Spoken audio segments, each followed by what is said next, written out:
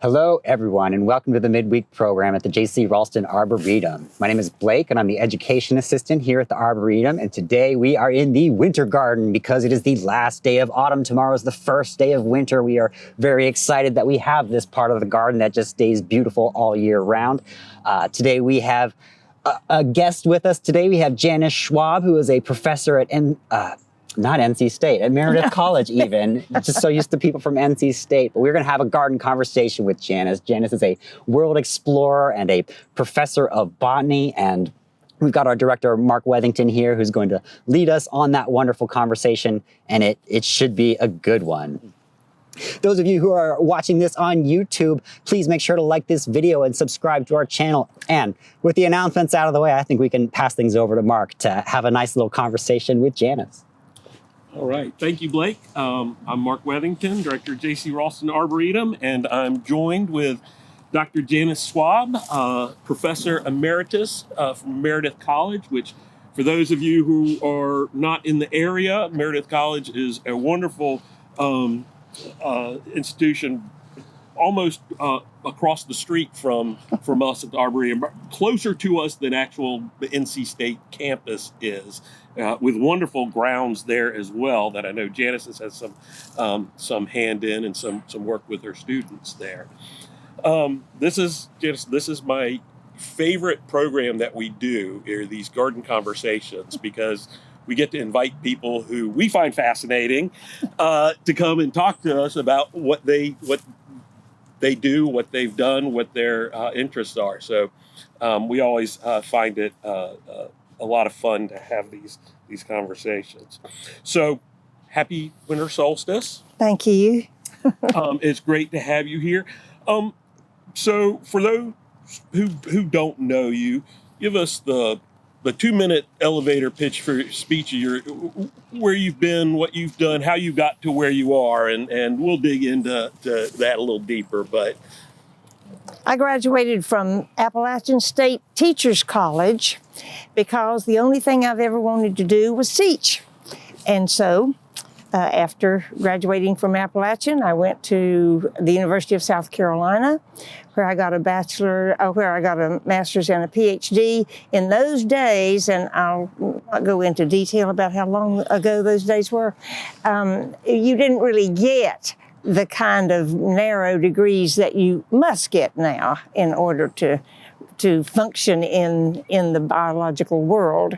But my degree was in biology.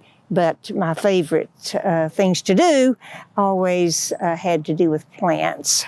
And so when I got my first job, which was at a branch campus of Clemson University, that fell into line with plants. And then I spent many years at Queens College when it was Queens College in Charlotte. It's now Queens University. Then I left and went to St. Mary's College in Raleigh because I was leaving for Egypt, and I quit that job to go to Egypt to teach, and then came back to Raleigh, and I've been in Raleigh ever since. Most of the time at Meredith College. After St. Mary's, I left for Africa for 2 years, teaching in Sudan and Zambia. And then I've been teaching here and there ever since, but we can get into that or not, whatever. Yeah, okay. Now, I knew you were widely traveled, and we're definitely going to get into the travels. I didn't realize you had lived and taught in Africa. Yeah. Now, that's fascinating. What was it like living in Africa? What was the best, the worst, the most surprising? Egypt, it was in 1980, and it was not always easy because a woman, even on the street by myself, there was no end to the things they said and you were expected to take. But my students treated me very well, my colleagues treated me well, and I taught botany. And actually I redid the botany curriculum because this was 1980 and the curriculum they were using had been written in 1950. And so during Ramadan, when nobody's doing very much, I decided now's the time. So that's what I did during Ramadan. And then came back, as I say, to Raleigh and got the job at St. Mary's. And I've always traveled in the summers, and we can talk about where you go and what you do when you love plants. But it was in 91, 92 that I was in Africa, in Sudan, and my husband was with me. I had gotten married in 1986. We had already been to China, but this is speaking of Africa. So I taught in Sudan. That was rather challenging because the conditions in Sudan were pretty awful. I was supposed to have gone to Juba. They weren't even allowing Fulbright scholars to go to Juba. So they sent me to Khartoum instead. And so we spent only one semester because the Gulf War started, and we were evacuated from Sudan. And if you've never been evacuated from a country, I don't recommend it. It's an experience, could we say. So we were evacuated, we were flown out. Fulbright scholars were not top on the list. So we were flown out. The last flight that left Khartoum to Kenya, to Nairobi, where I smelled coffee for the first time in months, and it was wonderful. And so in Sudan, in Kenya, they had closed the embassy. This was the Gulf War. So we took off and traveled around Kenya for a month, tent camping for a month, which has its joys. And I only got sick once, and then we came back to the embassy and reported like Fulbright scholars are supposed to do. And they said, well, what do you want to do? And we said, we don't know. And so we didn't want to come home because that meant that I didn't have a job. We didn't know what we were going to do. So they said, you want to go somewhere in Africa? And we said, yes. And so they said, well, there's a position in Zambia open. I had to look on the map. I was going to say, yeah. Had to look on the map to be sure where Zambia was. But of course, it was called Northern Rhodesia earlier, and so that gives you a clue because Zimbabwe was called Southern Rhodesia, therefore they were right there together. But it was a wonderful experience. My husband was an avid birder. There are more species of birds in Zambia than there are in North America. So we were out all the time birding and collecting plants and taking them into the students. It was a challenging job. I was teaching 500 students, and that was in 2 lecture sections twice a week, and then labs every afternoon with 100 students per day. So that was 5 days a week, 500 students, 50 students per lab across the hall from each other. And could I say that I called on Ed, my husband, often, like every day, and it was difficult. There were no materials, and so that's the reason we just did plants, and it was fun, and the students were all so glad to have a foreign teacher, and it was interesting to have students who were interested in what we were doing. There were 498 Black Africans, one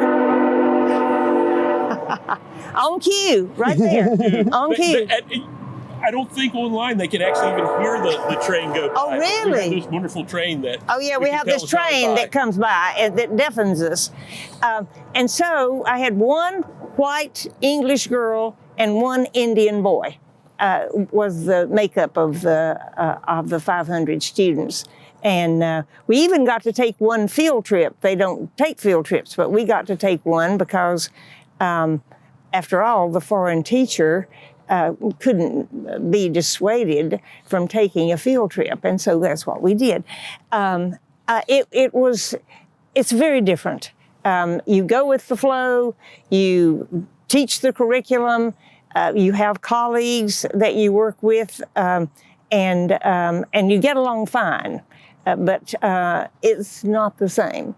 To get to the restroom, I went from one building to another to get a key, to walk around down the other side of the campus, unlock the door, and go to the restroom. So I never left class to go to the restroom because it took far too long. Little things like that you remember, but you learn plants. You get to know what the students think about plants, how they have used plants, and you just learn so much. It's a trial by fire, but you learn. You learn. I want to ask you. This is something that I had thought about earlier when you're talking about that. You brought this back to mind when you talked about how they use plants and things. Do you think, going back now, if it had been available, if it had been something with your real passion for travel, a passion for plants and botany, if ethnobotany would have been something that would have appealed to you as a career, that real how people use plants, how they're integrated into their lives, do you think that would have been something that would have really piqued your interest? I have taught courses in ethnobotany. Is that right? Yeah, and I call it. At first we called it Plants and Man, and then we called it Plants and Humans, but it was the same thing as ethnobotany. So I have taught several times various courses in various places. As a matter of fact, at NC State, I taught plants in folklore, myth, and religion. When one of the professors who had always taught that and who actually developed the course became ill almost suddenly in a spring semester, and they had 50 students signed up for fall. So I had a summer to get myself together. Of course, the only reason they asked me is because nobody at State wanted to teach it. So at last resort, we called Janice, and it was a wonderful experience. I enjoyed it, but it was that kind of thing. Yeah. And as long as it's about plants, I don't care. Right. Well, I absolutely love that. It's such a fascinating thing. I've traveled with some ethnobotanists, and they look at plants through a completely different lens. As a horticulturist, not a botanist, I'm a horticulturist. I find I look at plants through a different lens than many botanists do. There are an awful lot of botanists who, us horticulturists joke that they only like dead pressed plants. They don't, living plants are a challenge. Yeah, a challenge. Yeah. I say that, the first question a botanist will ask if you ask them to identify the plant is, where is it from? Which it does narrow it down and not be, but I do love the idea of the people, how the people interact with the plants. Now, I can't imagine teaching in a situation like that. That just blows my mind. But it was different. It was different. But student-wise, how would you not compare the students? But I find once you get with people, plant people especially, like I do, we're all a little, they're all a little bit, off kilter, I think. It helps in the same way. But what about the students? What I have found in teaching foreign students is that they appreciate the fact that you have come to teach. These were the times that I taught in Africa were all Fulbrights, and they appreciate the fact that you've come to teach, and that you want to learn about their plants, and they are willing to tell you, and there are just a lot of things that happen that you have to think, okay, how am I going to do this? I was teaching one class, and I wanted them to understand what pitcher plants were. We're not in the 21st century with cell phones with pictures everywhere and just call it up and show it to everybody. There was no picture available. And so I wanted to teach them sort of what the pitcher shape was. And I was talking about the plants that grow in Borneo, the pitcher plants in Borneo. And I remembered that in their toilets, because they didn't, this was actually Egypt, and they didn't have, these students were not using indoor toilets, but there was always a pitcher of water. And so I said, they're sort of shaped like this pitcher that you use in your toilets. You just do whatever you can, but you have to know as much as you can about their lives, what they're living and how they're living. Always, I took the opportunity when the students wanted me to go somewhere with them, I'd go because they had something to show you. Mm-hmm. And they wanted to tell you about their plants. They wanted to show you how much they knew. They didn't know them as we know botany, but they knew the uses and they where they grow. And where, yes. And you have. I used to run in a park. I'd want to look at the plants and see what, and it was just a park near where I lived, and so I would go early morning and run, and the little boys would throw stones at me, and one morning this guy on a bicycle came and rode with me, and they didn't throw stones at me. And every morning he would meet me and ride his bicycle with me, and we'd say goodbye, and I would go back to my guest house, and I'm not sure where he went, but he went home. But little things like that happen to you that, I don't know, they're not going to happen anywhere else except the country that you happen, to be in. And I'm sure that in most cases, in a place like Egypt, the attitude toward women hasn't changed that much. I mean, let's just know that even in this country, there are attitudes, but you have to make the best of it. You don't go thinking that you're going to save these people. They don't need saving. They want an education. Right. And they are so willing to learn if you are willing to teach them on their level and listen to them. China, totally different situation from Africa. My first teaching experience in China was in Inner Mongolia, and the students. There were a few students who could speak English, but not many. So I gave my lecture in English. The professor who was translated into Chinese, and later that was translated for Mongolian students who couldn't even speak Chinese.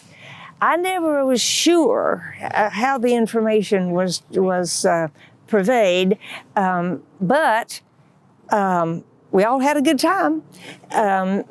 Speaking of cold, Inner Mongolia in the winter, and I was teaching in the fall semester, so it progressively got colder, just like it does here.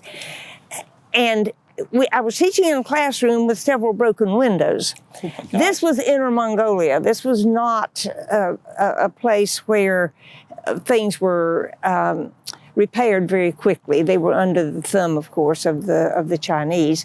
And so, as it got colder and colder, and we had more and more clothes on, there was a group of students always outside standing in the snow because they wanted to be in on the action. They weren't in the class, but here was this strange foreign teacher. And remember, this was 1986. This was just 10 years after the Cultural Revolution. Oh. And so things were still pretty much like the Middle Kingdom, can we say. That's when I bought this coat in a dollar store in Inner Mongolia. It's feather. Greatest coat I've ever had. I've worn it ever since. You can tell if you can see it up close, don't look. And it kept me from freezing. And I already had my hat, which I had bought in the 70s in the Soviet Union. And if you buy your clothes in a place where it's really cold, you can stay warm anywhere. Now, what was the saying you were saying to us before we started? What's the saying? I had told them before we started, the Norwegians say there is no bad weather. There are only bad clothes. If you are dressed, and believe me, I've spent enough time in the Arctic to know, if you are dressed, you're okay. You're okay. These people live in the perpetual cold with only a little lamp incidentally burning sedge fruits in the winter to keep a little bit of heat going inside their what we call igloos. And it's amazing, the cold that people can endure. And so 1986, when did China open up to? Well, Nixon had already been there. Okay. And so, but he had just been there. And I actually, it was 88 or 89 before they really. Yeah. Wow. The fact that we were able to go was because I don't know how I got the invitation, but somebody knew somebody who knew somebody and said, and they wanted more contact. A woman botanist, how much less fierce can you get than that? How much less is expected in terms of your being a spy or something of that sort? Same thing with the Soviet Union. I lived in the Soviet Union months of my life. It's because you're so under the radar that you can get some stuff done. You can teach, you can learn, but mostly I felt sometimes that I taught nothing compared to what I learned, and that was what I enjoyed. Well, what plants are in Inner Mongolia? I know they have camels. Well, they do, and it's the grasslands. Okay. Of genera that we don't talk about because we don't have them. But we did get the opportunity to go into the grasslands to see the way the people live, and only once did I ever actually get cold enough to wear camel skin. That stuff is so hot that if you put some on right here, you would break out in a sweat before you got it on. You talk about warm. Really? So they don't get cold. They do not get cold.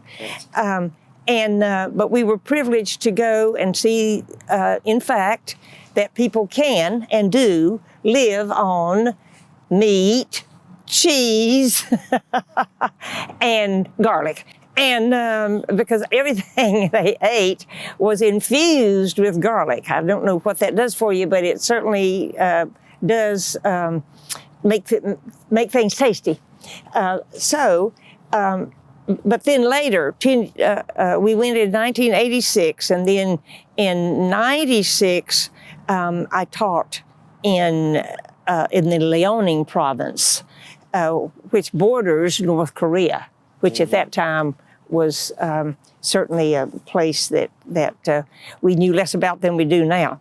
Well, still, the West China is still severely underdeveloped compared to the rest of China. Yeah. And for some reason, and I think it was just because we didn't know any better, we could get on a train and go anywhere we wanted to go. We went out to the Xinjiang, the Muslim area that now you wouldn't want to go to. And people were so friendly, and the best bread in the world.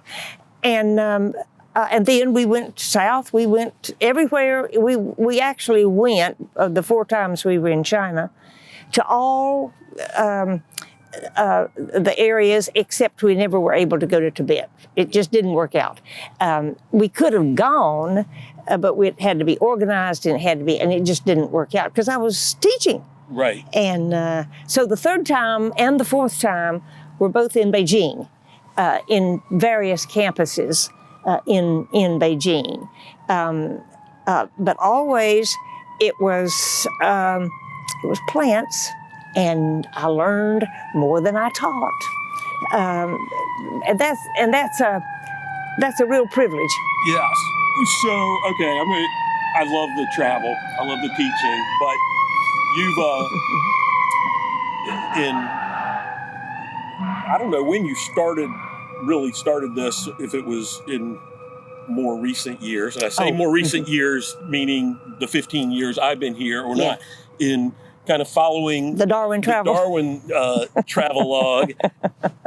So how did, that's the dream come true for somebody like me and somebody like you. How did that come about that you decided to do that? And when? In 2001. Okay. I had a sabbatical. First and only sabbatical I've ever had, but I had a sabbatical. And I took it in the spring so that I would also have the summer to travel. So my husband and I traveled for 7 months in South America. We decided we were going to look at plants and birds, many, many birds in South America. And so I was reading and thinking and realized that 3 years out of the 5 years that Darwin traveled on the Beagle were spent in South America. And so I said to Ed, we'll just follow Darwin's voyage around South America. We did it backwards because I started in Bolivia because I had promised to teach for a period of time. And so we started, as I say backwards, we started in the west of South America and went south across Tierra del Fuego. And then we took a trip that he didn't take. We went to Antarctica. Then you could go to Antarctica in refitted Russian research ships, which they rented out in the summer for tourism. And so we went on the Professor Moltanovsky to Antarctica. And I will point out that in Antarctica, there are only 2 flowering plants. And I have the entire flora of Antarctica in a single picture because they were growing together. It's a grass, a grass and a member of the carnation family. And they just happen to be growing together. So I got to tell, we'll have to talk about this at another point where I'll pick your brain, but my wife never takes my suggestions for books to read, never. And she got desperate one time when we were traveling, and I had Shackleton. Yes, Shackleton's. Yes. The Endeavor, and she read it and just became fascinated because it's one of the most fascinating books. Yeah. How we're freezing, we're on an iceberg, we got to move off the iceberg, now we got to move back on the iceberg, we got to move off. How that's as fascinating as it is, I don't know, but it is. But it is. So for our 30th, I guess, wedding anniversary, our plan is to go to Antarctica. That's what she wants to do, which blows my mind. I told her, I just want to leave out of Patagonia because I want to go down. I want to see. Well, you will leave from Ushuaia. And so that's on our list. So for me, that'll be my final. Well, I was going to say my final continent, the seventh continent. However, you've given multiple talks for us before, and I remember one of them was Madagascar, the eighth continent, and you titled it. As they say.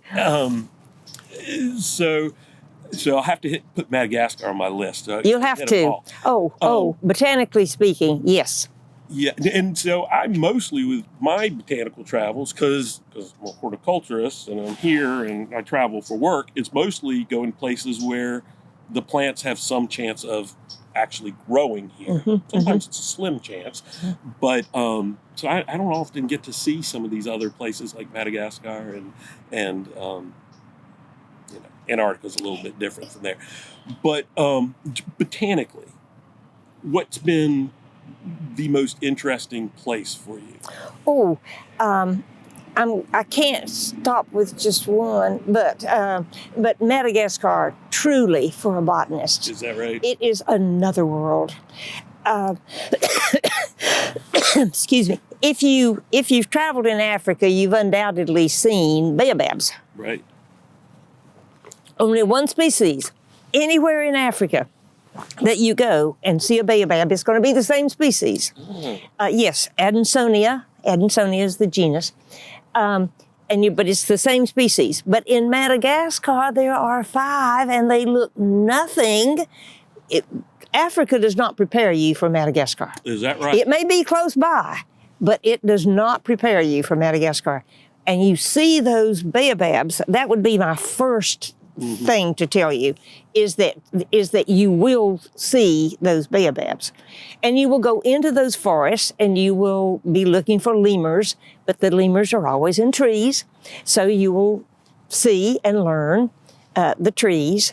And there is a wonderful botanical garden just not far from Antananarivo, the capital, that you would want to go to, because they have many trees that are plants in general that live in Madagascar. So you could see. I love to go to botanical gardens that have the natural vegetation. Sure. Because then you know what you're looking for. They've got them identified. You can know what you're going to see. And one of the best examples of that, I digress, but one of the best examples of that is in South Africa. Kirstenbosch. Oh my God. Oh, it is. You can't just go to Kirstenbosch. You have to stay, and you stay. I've been there several times, but it is so marvelous, and things that we can't see and we can't grow. And then another place that you'll want to go to South Africa in general. Yeah, You've been to South I've been Africa. to South Africa, yeah. And if you've been on the Cape of Good Hope, you see more species. You know, there are more species that occur nowhere else, endemic species, in South Africa than anywhere else in the world. Is that right? And people don't know this. I did not realize but that. It is absolutely the case.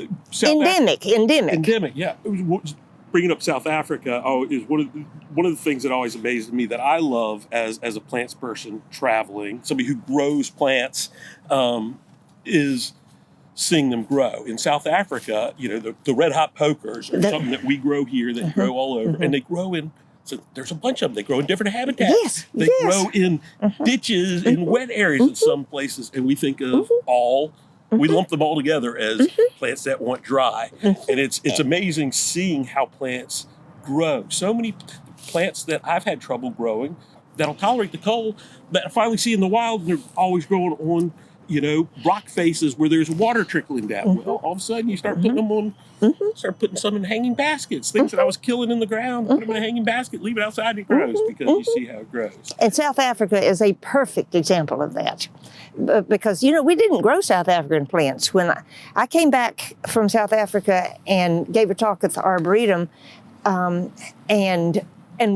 this was in the mid-90s, and none of those plants were being grown in this country. Yeah. This is in the last 30 years. Yeah. And that we've even hardly grown any of them in this country. But in terms of what you've just said, I want to know that whether you would agree with me. But I don't feel well, no, you wouldn't agree with me because you're a horticulturist, but never mind. I don't feel that I have seen a plant until I've seen it in its natural habitat. Oh, no, I do agree with you. And plants that I have grown for years, paperbark maple, I've grown this for years and years. I have colleagues who've gone searching for it in the wild. I never have. But I was in China, and we were in Shaanxi province, and we were going up a mountain, and we were on the road, and off to the side, you could see something in just the most incredible fall color. None of us could figure out what it was. It was too far away, it was low. We get up to the top, there's this gorgeous waterfall, and I'm looking around, and there are paperbark maples all around me.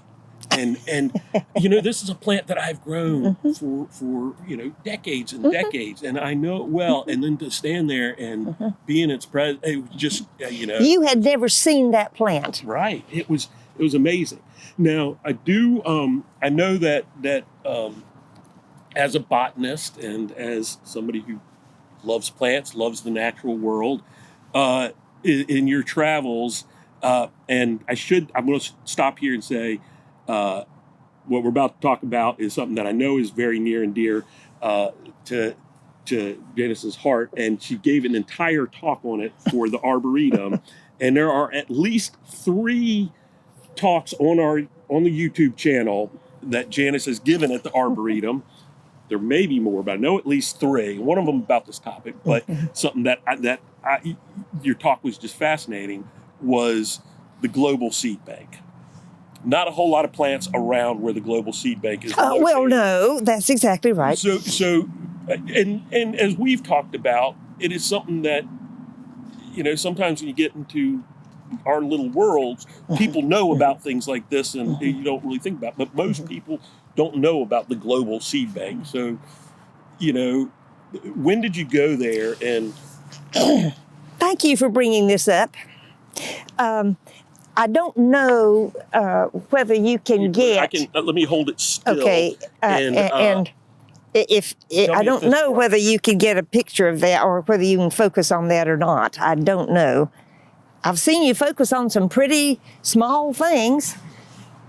Looks good from here.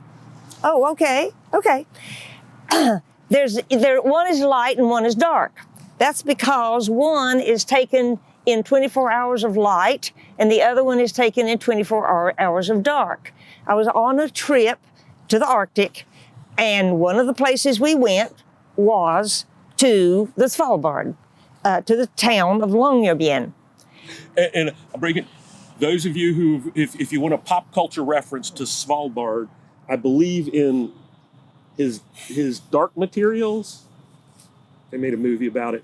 They go to Svalbard. It's a trio of books that my daughter read. It's got her age. Oh, interesting. But it's fantasy. They didn't go to the global seed. Oh, they didn't go. Well, no, because Svalbard, the global seed vault probably wasn't there. But years ago, and we're talking decades ago, the idea that we would have the need at some point to have backed up our seed banks. There's seed banks all over the world, but they are not backed up. And so the idea was to put them in a place where nobody's going to attack. They put them into, or they put it is a single vault, into the permafrost in old worked out coal mines. There are lots of coal mines, not lots, there are 13, in the area, in the Svalbard. And most of them have, are no longer being worked. So they put the seed vault, which is indestructible, and it goes 100 feet back into the permafrost before anything is ever stored. And seed banks can back up their seeds if they have use. We're not backing up roses. Right. We're backing up food plants and plants that would be necessary for our lives. should the worst happen. And you go, okay, yeah, but the worst happened. When we went into Iraq, what was the first thing that was destroyed? And into Syria, they destroyed the seed. In Syria, they destroyed the seed vault in order to get the boxes that the seeds were deposited in. I mean, it just breaks your heart. But the Syrian seed bank had been backed up, and they were able to go in, retrieve what they had put in, plant it out. They did this in Morocco and a couple of other nations, and then collect the seeds and replace them. That's one example. Well, and this is important because these are food crops. They're also other type of agriculture, cotton and things that we need. You know, for oils, for fibers, for food, all these things. And there are, you know, the example is a banana that we used to grow, one type of banana, a fungal pathogen took it all out. We now grow for mass consumption outside of the tropics anyway. They grow many different. We grow one banana. And it's under threat. And it's under threat because we can't get out of the notion of growing what's working. Right. And it happened to the Gross Michael. It is happening to the current one that we eat, the Cavendish. And without, and okay, but you go bananas, no seeds on banana. The ones in nature are seeded. Right. They have seeds. And where it's going to go was, you know, we have these, you know, crop lines named or numbered crop lines that are backed up in seed banks, but there's also the wild relatives, you know, that they back up as well, because you never know when, as conditions change, as new diseases come, we may need to go all the way back to the original crosses that were made prehistory in some cases to bring in some trait that was lost that we may adapt to a changing world. It's really fascinating. And we do here contribute in a small way to the other side of this. There are plants that can't be seed banked. Plants with recalcitrant seeds that the seed can't dry out. And there are gardens and institutes working on trying to deep freeze those things and whatever. But some plants, magnolias, oaks, at this point, we can only save them through living tissue. So when we go and collect plants in the wild, that wild material, not that that's necessarily what would be used, you know, stored in here, but we distribute those to other gardens so that there are the wild genetics being stored here and other places, because that is important. And it's amazing when you think about how fragile really are many of these crops are. They grow in restricted areas, small areas, and I just want to point out that this is under the aegis of Norway. Norway is not controls, but it's a part of Norway. The Svalbard is a part of Norway because everybody trusts Norway to do the right thing. I consider this, and that's the reason why I don't speak in venues like this without bringing up the seed vault, because it's, botanically speaking, I think Mark will agree with me, the most important botanical facility that we have.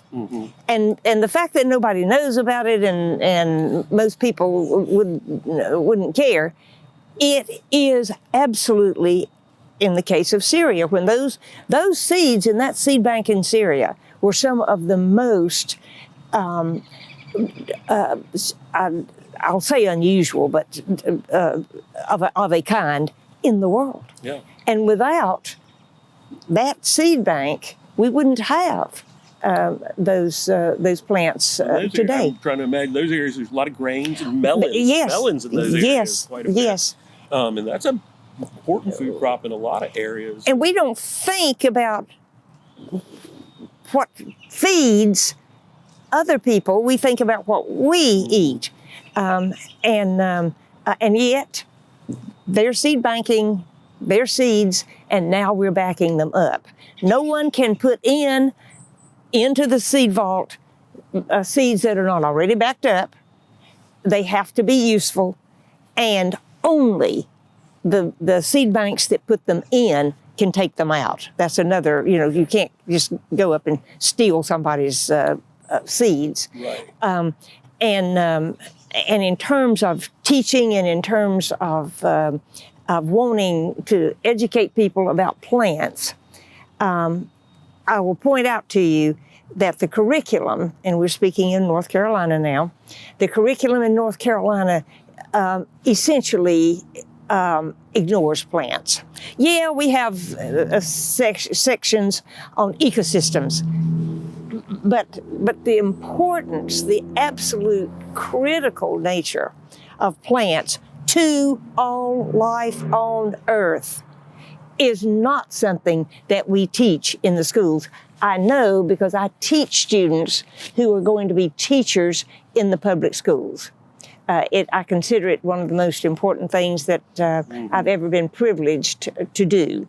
But it's those teachers who we must somehow absolutely convince of the importance of plants. And that's, we have a children's program here to teach kids, and it is developed really to provide a pipeline from youth into the plant sciences.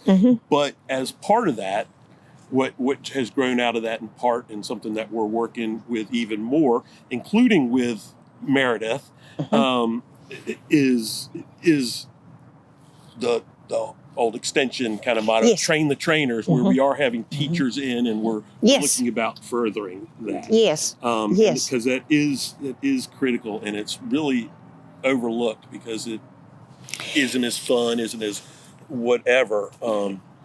Could I just suggest that if you have the opportunity, and you have the opportunity to educate about plants, I'm not talking about that's a whatever. No, I'm talking about how plants live and all of the things that they do that you and I don't even think about on a daily basis that keeps them alive. There's a new book, A Gardener's Guide to Botany, that is simplistic in many ways, but the facts are there. Scott's a great. I was so glad to see that he wrote this book. Yeah. Because he was the right person for it. He was the right person to do it. And the thing about it is that anyone who gardens reading this book will know more about plants. People love plants and love to garden. It's the number one, incidentally, Mark already knows this, of course, gardening is the number one leisure activity in this country. It is bigger than sports. It is bigger than pleasure trips. It's bigger than any of those things. And these are the people who, knowing some botany, I think, could be instrumental in helping everybody to understand more about botany. I really feel that way, Mark. I agree. I love that. I love that you brought this. It's such an amazing resource. Ask me what plant I've never seen that I really want to see. Well, what is it? I've got a guess, but I'm not going to say it until you tell me. Welwitschia mirabilis. I'm talking about in the wild. I know. I have seen Welwitschia growing in greenhouses and in collections. You may have a seedling that's about that big. Yeah. But that is not Welwitschia. So what Welwitschia is, it's related to conifers. Grows in the Namibian desert. You see pictures of the red sand dunes. That's where it grows. And the leaves continue to grow. It's two leaves. It's two leaves. And they grow from the center And eventually the cones will be produced in the center, the stem, but it only produces 2 leaves, and they just grow and grow and grow and grow, and they'll be out there flapping in the wind, getting torn all to pieces, and the thing still grows. And you see pictures, because I've only seen pictures of it in a while. That's where right. there is, some big jeep that has gone out on this expedition. Yes. And this welwitschia, with its 2 leaves, is a mound as big as this big jeep. Yes, because it keeps growing. The stem keeps growing. And the 2 leaves keep growing, but there are only 2. I have to see that in the wild. So, I'm going to tell you something that has been really on my mind. Partially after I went to South Africa and I talked with somebody who did some studying with them at Stellenbosch Botanic Garden, and then after growing some seedlings here. So this person was telling me, if you look at where welwitschia grows, and you overlay that with a map of what Africa, that area used to look like, it was growing on the edge of lakes and ponds and seas. And so they were looking at how tolerant this is of moisture, because it's growing in these extremely dry areas. And so the thinking is, of course, it has to have that. But we had it under mist in our greenhouse with hosta and maples and all these things that need water.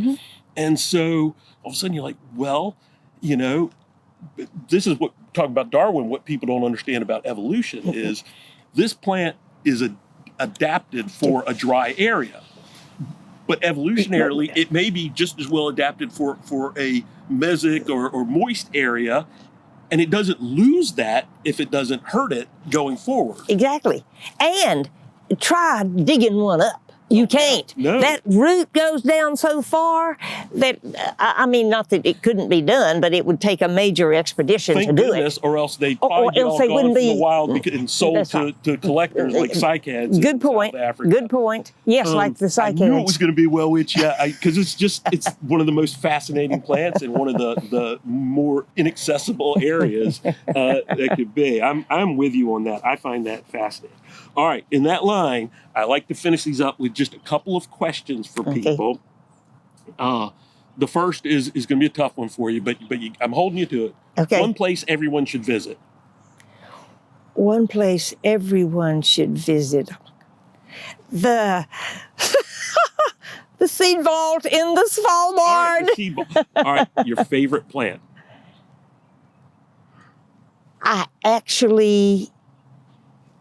I cannot choose because all the others would be so disappointed. Oh my gosh. All right. I did my dissertation on the genus Luzula in east of the 100th parallel in North America. So Luzula is, no one knows Luzula, no one cares. But it's just, I worked on it so hard and so long. So it's your favorite, at least favorite plant? So it's my least favorite plant. So this is as a gardener. What's the most overrated plant that's out there? Overrated. Doesn't have to be a bad plant. Oh, no. But just something that... I'll tell you what I think it is, crepe myrtle. Well, And we're learning that right now, aren't we? yeah, that crepe myrtle bark scale is really doing a number. And the problem is... Why is it doing the number? It's not because crepe myrtle's a bad tree. No. It's because it's overplanted. Diversity. That's right. Diversity. Always, in all things. Diversity. All right, this is the one that I always find the most fascinating answer for. If you could garden or botanize or hike and enjoy plants with one person, living or dead. Now I know. I words pass, know but- you know that. You know that. Aside from Other than person you Ed. spent your Okay. life Other than doing that Ed. with, Okay. who would it be? Oh, who's alive today? No, living No. or dead? Living or dead. Living or dead.